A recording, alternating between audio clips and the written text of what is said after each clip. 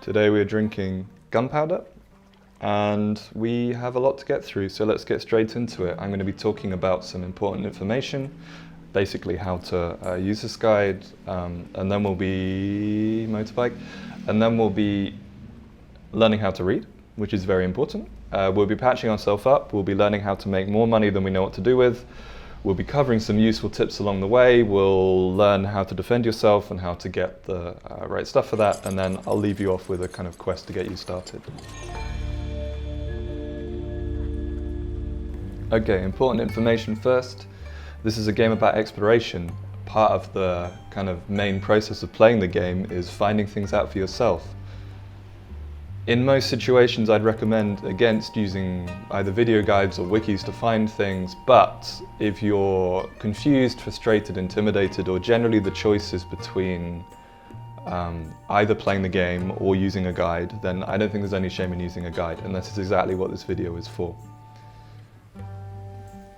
So, there will be timestamps. If you already know certain bits or want to skip between them, feel free to do so. I've gone against the kind of YouTube algorithm logic of splitting things up into lots of separate things so that either they get more views or they're easier to find for those particular people. In general, I think it's going to be a lot more useful to do everything in the same space, kind of in a small way because there's things you might not even know that you don't know, which would help. But also because I'll be going over small little things along the way, which should help you too. So even if you've covered a particular point, if you have time, like on the guide, if you have time to spare, it might be worth watching it anyway. Okay. We're starting in the middle of, I always forget the name, the Western Harvest route. This is Rasta Anu, who I made in the character creation guide. If you need that, I'll leave a link to it. And we'll start out with learning to read, which is by far the most important thing to start. And it's also going to cover how to use like basic skills and spells and stuff like that. I've chosen to arrive by land. You might have chosen to arrive somewhere else in the character creation process, or you might have already been exploring. Press M for map to see where you are. Press minus to zoom out. Wherever you are, we're heading here. That's Sahar. Some of you will already have started there, but most of you won't. You'll start next to people who should tell you where to go.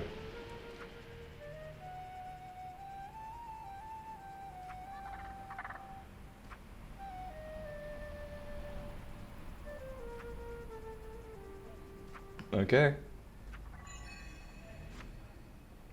And what's the kid got to say? Alright, so this guy's telling us to head to a tea house and we're going to ignore him because that's going to be stage 2. You can do this in any order you want, but I'm going to head straight for Bat Sahar.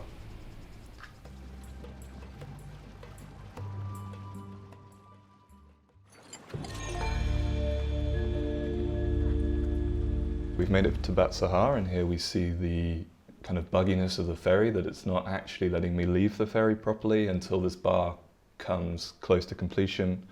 It's just something we have to be used to for now, and it's something I hope they fix as soon as possible because it's a little bit frustrating. On the flip side, we don't have to pay for ferries at the moment. I think they're going to introduce a kind of ticketing system. If you were playing this game without a guide, you would go now and just talk to everyone and make that a habit. Especially the first time you're somewhere, you need to talk to people in order to understand like where you are, what's going on, and what you should do next. When you talk to people here, they're going to tell you, oh, there's this cool temple that you should totally check out, and it's in the south. And if we bring up the map, it's down here, the Dandelion's temple. So imagine that I was spending 10 minutes walking around, talking to people, learning about the environment, because that's what I think you should be doing. But – this is a video, we're trying to save time, and we're going to go straight there. Okay, I've arrived at Dandelion's temple. There are 3 deers here, all of which you should talk to. Usually you'd be able to press tab and it would show you people you can talk to and some permanent objects you can interact with. It's obviously not working now, so I'm just going to show you with my mouse. There's one here, there's one at the back here, and there's one over there. We're going to talk to the little one. He tends to walk around a bit first. That's because we're 1 life petal down when we start.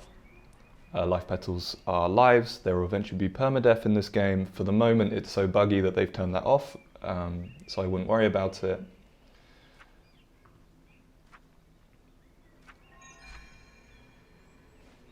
And we need to pass a...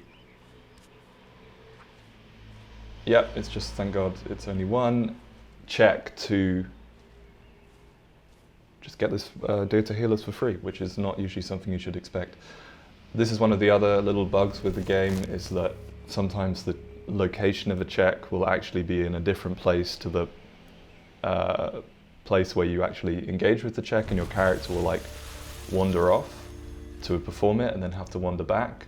In this sense, just be grateful that it's not actually that far away. Sometimes, especially if like a character gets spooked, they'll like run away from, like if you've summoned an animal, which you can do later on in the game, then some people will run away because they're a bit spooked out by this kind of illusionary animal, and then you're basically like chasing them down very, very slowly to try and like complete a check. All right, so we've got our life petal back. That's great. Now we're going to talk to we're going to run over here and talk to this guy. And I'm going to skip through this because you should be reading this. This isn't a substitute for playing. This is just a guide. And he's going to tell us a little bit about spells. And he's going to give us a spell. If you press S, it opens up the skills. We can see the skills that everyone has, like resting. We can see the skill that we chose in character creation, and we can see the one he just gave us. This is a kind of portal back to this temple from specific locations called Nomad's Rests. There are a few of them scattered around. It costs nothing to equip, so I'd recommend just equipping it. And then he tells us to talk to this one. This guy's going to give us a flower and then tell us to go to the other side of the island and talk to someone else. And we're heading for kind of this area. Just to check, I actually received B for backpack. Yeah, Temple Keeper's Blossom.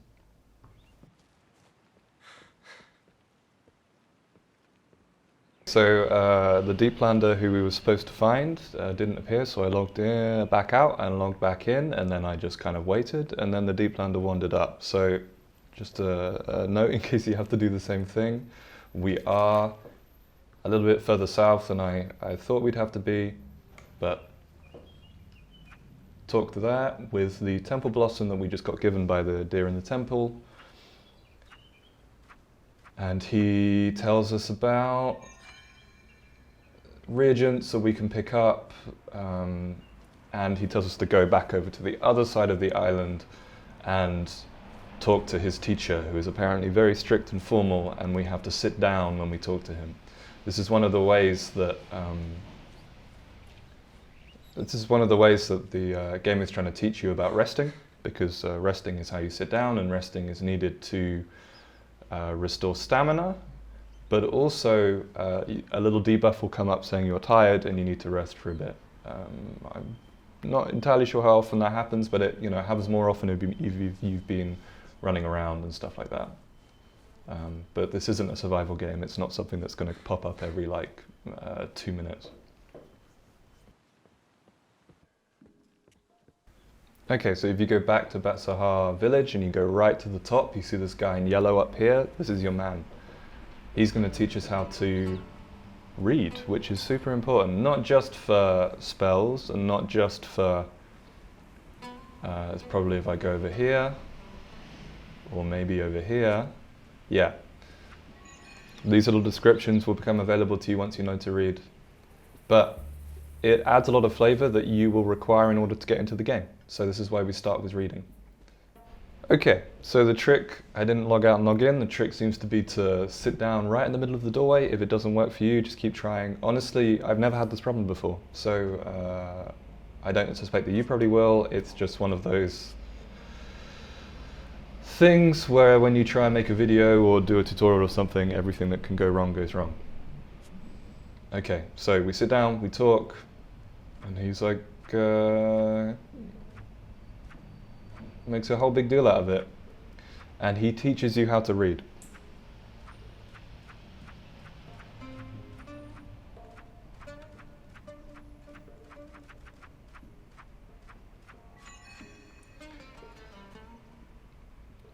Okay, and he reminds you to make sure that you equip it. If you go into your backpack, you'll have been given this. Click to learn it, go back into your skills, equip it, you can now read. Congratulations. This isn't the only way to do this. You can also buy the skill book in other places. I think it's randomized into some inventories, and also there's a storyteller who travels around the main kind of trade route that is currently available. This isn't a reliable way to find it, so I recommend doing this. And this is also going to give you achievements, which is another one of the ways that the game tries to kind of guide you to doing certain things. Right, a note about ferries while we wait for the ferry that travels between Batsahar and Mer, which is where we're heading next in order to kind of patch ourselves up. I was told at the beginning of where I started in the game to go to a different place, but we're going to head to Mer, hope that we can patch ourselves up there too, because it leads better to the other things I want to cover in the guide, and since you're watching this, you might as well do the same. We're going to talk about the ferry. Ferries are very, very buggy at the moment, hence why even though people talk about passes that you need to pay for to get onto the ferry, you don't actually need to do that yet because they're so buggy that I guess the developers thought it was a bit insulting to ask you to kind of suffer in order to use them. They take a really, really long time to move between each place, not only because this is a kind of game where things should take some time and the pace is a little bit slower, but also because they basically just get stuck. They move just back and forth, and there's a bar that happens when it arrives, which will slowly fill up, saying time to depart, this is the time to get on or off, and then it will just wait there for a really long time and you can't do anything. So you'll be doing a lot of waiting. My advice eventually will be to use this time to fish, but before you have that skill, just suck it up. There's the that sounded really harsh, but that wasn't supposed to be harsh. It's more that you just have to kind of accept it. Yeah, that's probably a more sensible way to put it rather than suck it up. Right. You can use this time to like check out your backpack and equipment. There are also audio cues for when the ferry arrives. You'll hear it, so also feel free to tab out if you need to. I'm just going to drink tea. Usually I read, actually.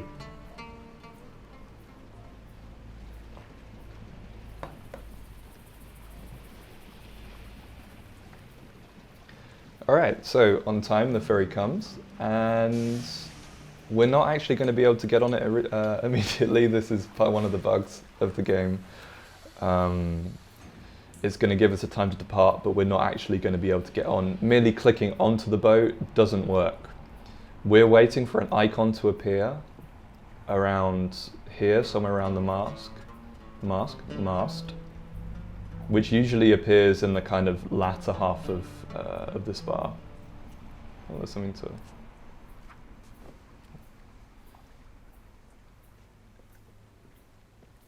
And we're just going to do a little shimmy until the sign appears.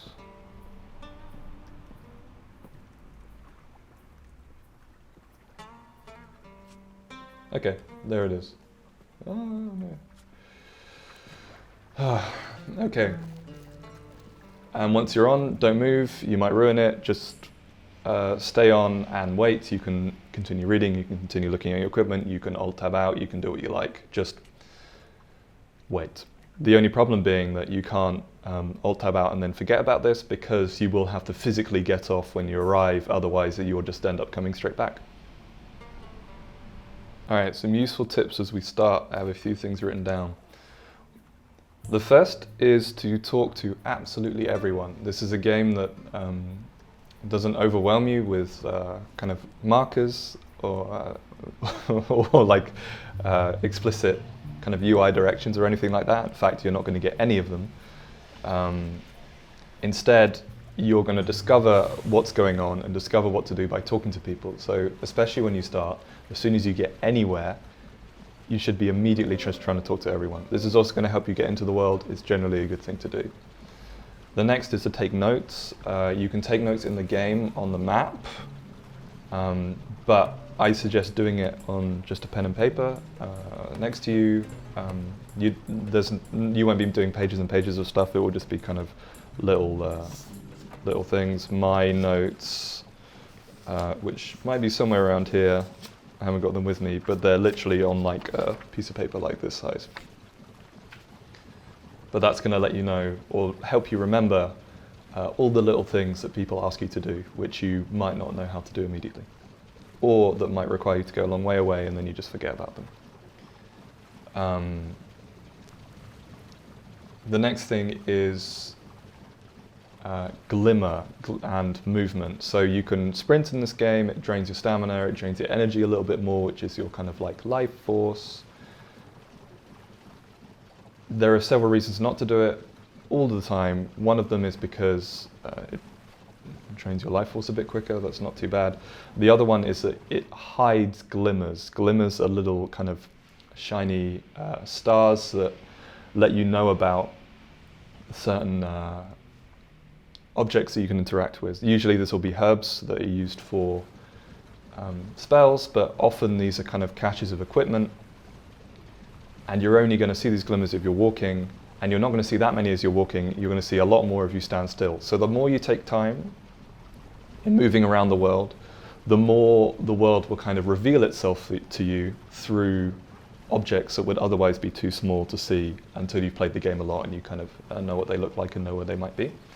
And the stuff that you can find in there ranges from completely useless to starting equipment, which is very, very useful at the beginning, and even things that are worth like 300 value plus, which can be a huge help at the beginning because that's like way more than you start with.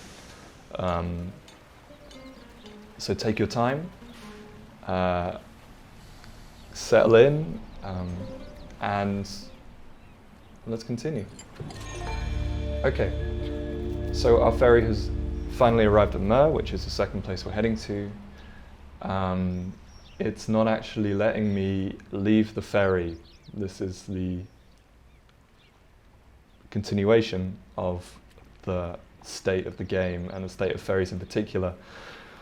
The things are extremely buggy, especially during this video. I've had really bad luck with it. As in boarding the ferry, you had to wait for this bar to be near the end. The same is the case for leaving the ferry. You can click on people, you can click around. Okay, there we go. And we'll click again, and we're finally out.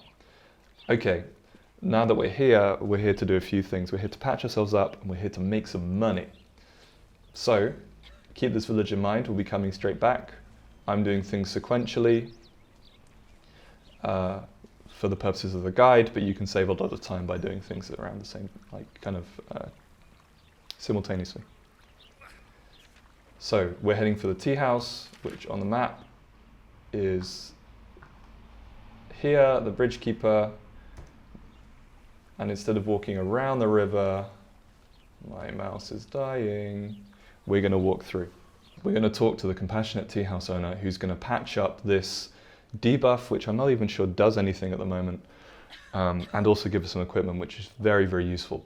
Right before we click her, this is a big asterisk. This is the only thing in this guide that I'm not entirely comfortable at giving away because I think it spoils it a little bit. There's something to keep in mind, especially if you've already played the game before. I think this is information that you should know as a kind of like second character. So if you don't want to spoil it for yourself, look away in 2, 1, it's on the screen for 2 seconds, pause it if you want to read it, and it's off.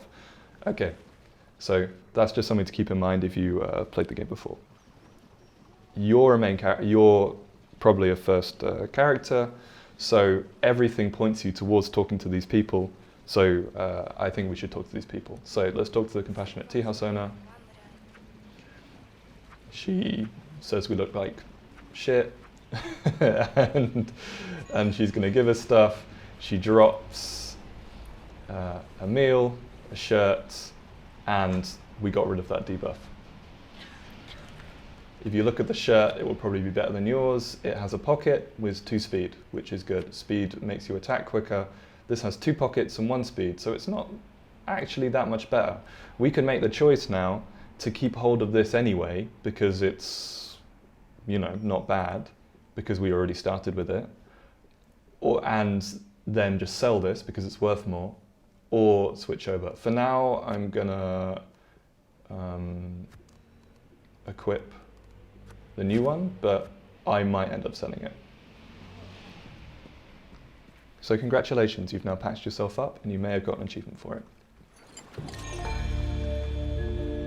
Okay, we're gonna head straight back to Myr, the village we just arrived at, for one reason and one reason only, because we want to make some money. Now, making money is extremely important in this game because it's a trading game. And there are a lot of money sinks. The sinks for your money include buying knots and skills, because then you use them and you don't get them back, compared to, say, equipment, which when you buy it, you can sell it back for often more than you bought it for, depending on the vendor that you're selling it to. So this isn't a game where the main sink is buying and selling. You know, if you normal RPG, you'll buy something for twice the value and sell it for 50%. This is a game who takes your money by you buying skills, but also buying items that you need for certain quests. And you'll find out about that if you did what I said at the beginning and talk to everyone. We're looking now for the fishmonger, because we're going to get fishing. Fishing is not the most interesting thing in the world in this game. It's, if I have, well, one point of feedback is to allow us to make money in other ways too. The problem now is that fishing is so superior as a way of making money that it makes not only other ways to make money irrelevant, but also kind of money in general in this game stops being an issue. So we're going to trade for fishing, and I'm going to trade these 2 things to get the fishing skill. We're going to go in,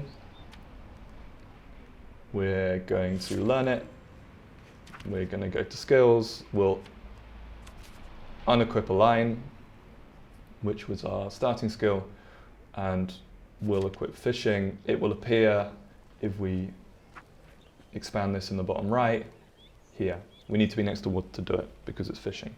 Before I start, this is not the only way to make money in the game.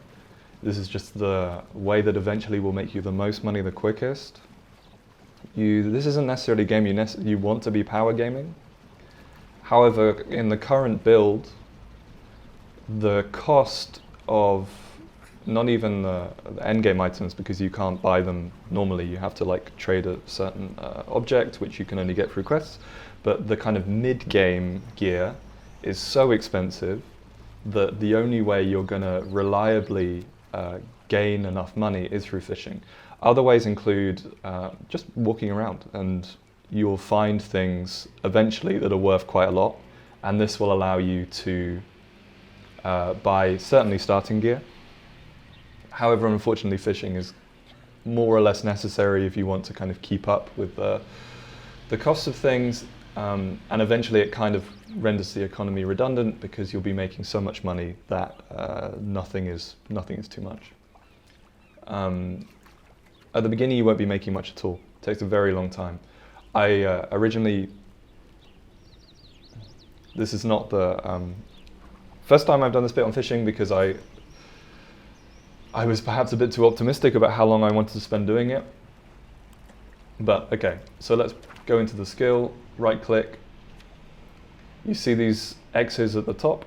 This is your level of fishing. I've been doing it for literally 2 minutes and I'm already on level 2. There are 9 X's, but there's actually 10 levels because this game is still a little bit rough. The higher your level, the better fish you're going to catch, the less kind of junk you'll catch. Right at the beginning, it's mostly junk. Junk is something that costs like 2 or 3, it just wastes space in your inventory. The best you can catch at the beginning is worth 20, which is not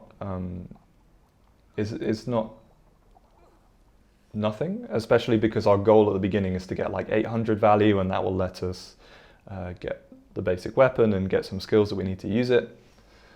Once you hit level 6, which doesn't take too long, you'll be starting to catch a lot more fish worth 20 than junk, but also some fish that are worth over 100, and then you start to really make some money. Once you hit level 9, you'll be catching things worth 300 and 400, and you'll barely be catching any junk at all. Once you hit level 10, you're basically printing money. That's how it works. The problem is it takes so long to get to level 10 that it's not something I can recommend like a new... I think it's just too tedious to just sit there and do it. I more or less did that, but I was reading a book at the same time. And it was a book I wanted to read, and it allowed me to read it because I was like, I don't know, I struggle to like focus on something like that for a long period of time unless I've got something else going on. So it was like a reading aid for me, and that's how I made it work. Originally, when I first recorded this, I promised to get 800 value in one sitting, and to be honest, I can't really be bothered to do that. Throw away the junk. It's a lot of it. Also junk, and within that 4 fish worth 20. So instead of collecting 800 value, which I recommend you do, I'm gonna collect 200. And that will be enough to buy a sword, but not, I think, enough to get the skill to use the sword properly. But it's a guide. I'm just showing you where things are and the best way to get it.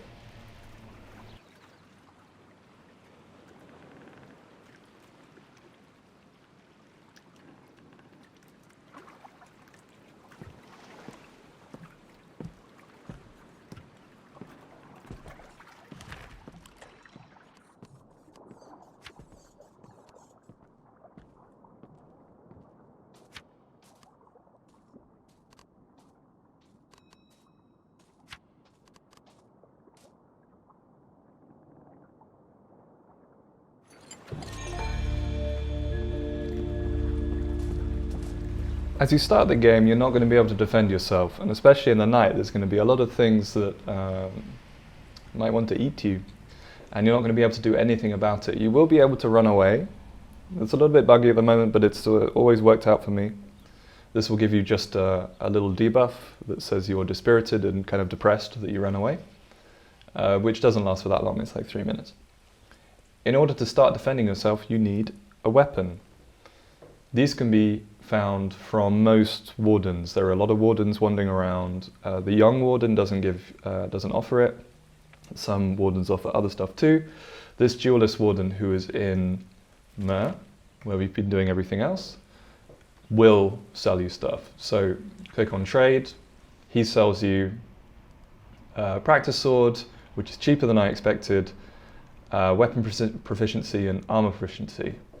I'm probably going to need to swap out and sell the shirt off my own back to afford this, but it is worth it. So I'm going to buy at least the practice sword and the weapon proficiency, and I'm going to hope that I have enough value. Oh, this is getting close.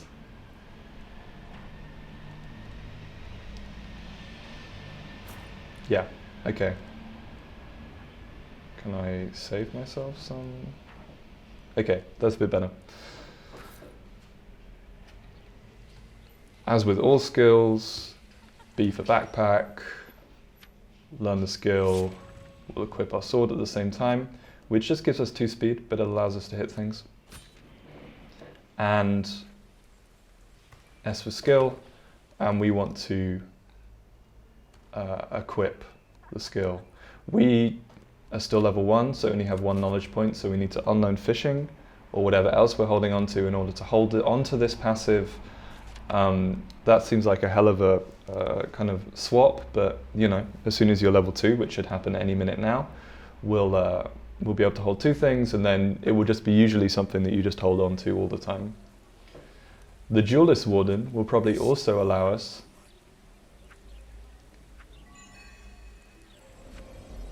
there we go, level 2. So, you know, if we wanted to put back fishing on, we could do that. It'll also allow us to duel with him. So this is a kind of consequences-free fight. We're definitely going to lose, but it should introduce you with how combat works. If your game is lagging at all, then combat is very tricky. If it's generally buggy as well, but it's not insurmountably so. So in this case, we go into a battle stance, and he'll respond. Our bar should start filling up, and then we'll be given attack or flee. So I'm going to press attack. I hit him, I take off some of his ward, and we might be able to get another hit in before he... Okay. So he got us. We didn't have any armor, so we immediately lost. Generally, you'll be trying to chip that away to 0, and then you have to do an extra hit. But as you see, it was hopeless. So what you're going to want to do now is look around for armor to buy or armor to find. You can get armor not just through stuff you wear, like a shirt or mail or helmet. Also, some other things will give you armor, some weapons give you armor, some of the offhand equipments give you armor, some of the rings, I think, even give you armor. It can be found everything. Armor, of course, being ward. Down here. There is an armor seller in, I forget the name, in Batsaha that you can buy from, but well, I mean, it's a good place to start. It's generally quite low quality. You'll be finding better things eventually. Usually you can also find stuff from general vendors in Mer and Crossroads as well, but this is a good place to start.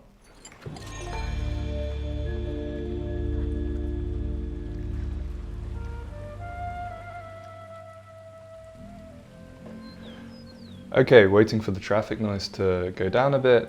We are now in Kura Orchard, which is just south of Mer, where we were doing the fishing and when we patched ourselves up.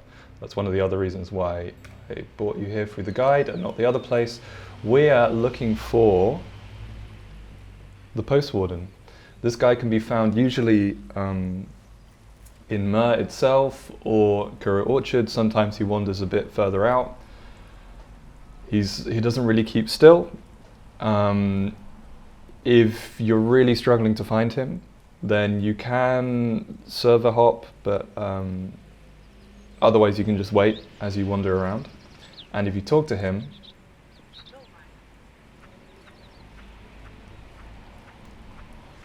he's going to give you a quest. And that's going to lead you on to more quests, and it's going to unfold over several real-time days, because you'll do one thing in the day, then one thing in the night. It might take you quite a long time. It's also going to take you around kind of the width of the world. So it's a good place to start. I hope this helped people kind of get into it. I said before, this is a game I really enjoy, and I hope it succeeds.